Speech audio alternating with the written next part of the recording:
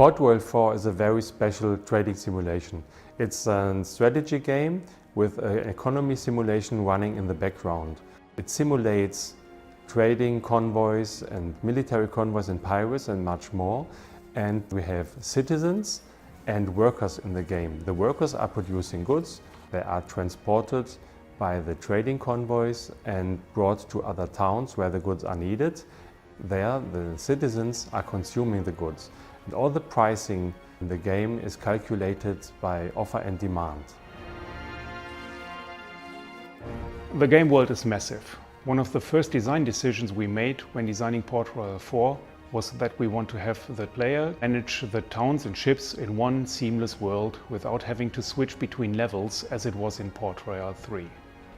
The scale of ships and town led to a level size that is more than 4 times the size of a large railway empire scene.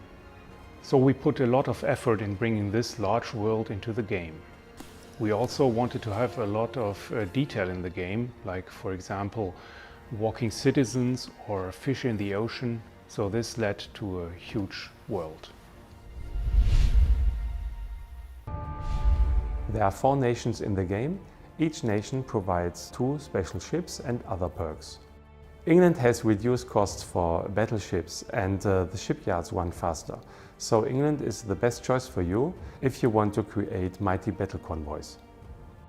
If you go with France, the construction of buildings is much cheaper and you need less building materials. In the Spanish colonies, the towns can increase their population much faster. They get more settlers and it's easier to satisfy them. The Netherlands have reduced costs for trading vessels and they offer the biggest trading vessel in the game. There are 4 different characters in the game. No matter which character you choose, the game is always about trading, transportation and production of goods. However, the choice of the character supports your different playstyle when it comes to all the other actions in the game. Each character has different pros and cons. If you play with the adventurer, the experience of your captains will increase faster, so you are able to develop their skills faster than with any other character. Also, the adventurer is able to rebuild all vessels from the other nations which he defeated in sea battles. However, when it comes to boarding other ships, he is much weaker than others.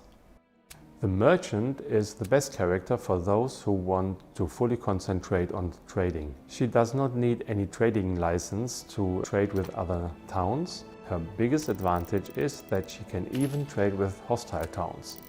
However, warships are much more expensive for her than for the other characters. The buccaneer supports plundering and expansion. As for him, letter of marques are much cheaper than for the other characters. He also starts with some fame points, so it makes it easier for him in the start to unlock concessions at the Viceroy. However, you should not think about piracy when you're playing with him, as he loses much more fame. The piratess is the best character if you want to have more piracy in the game. She will never be attacked by other pirates, and when she's doing piracy, she will lose less fame than the other characters. However, all buildings are more expensive for her. So we have 3 different game modes. The first one is the tutorial. In the tutorial we have 10 different mini tutorials. Each deals with special gameplay elements of the game.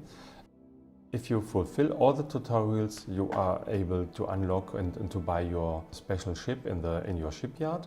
Then we have a campaign. As we have 4 nations in the game, we also have 4 different campaigns. And then we have the free game, which is the most important game mode for us. In the game mode, you choose your nation. Each nation has special perks. For example, each nation has 2 special warships. And then after choosing the nation, we can choose our character. And you can also choose your hometown. We can visit the Viceroy whenever we want. The more positive stuff I do for my nation, I will always get fame.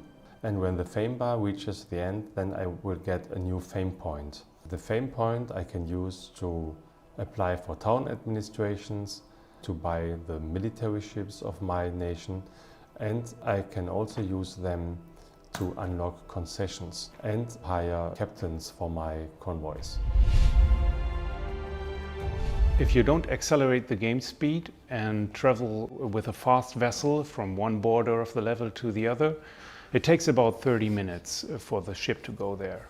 Of course, this is not necessary during the gameplay, so you can accelerate the game speed anytime.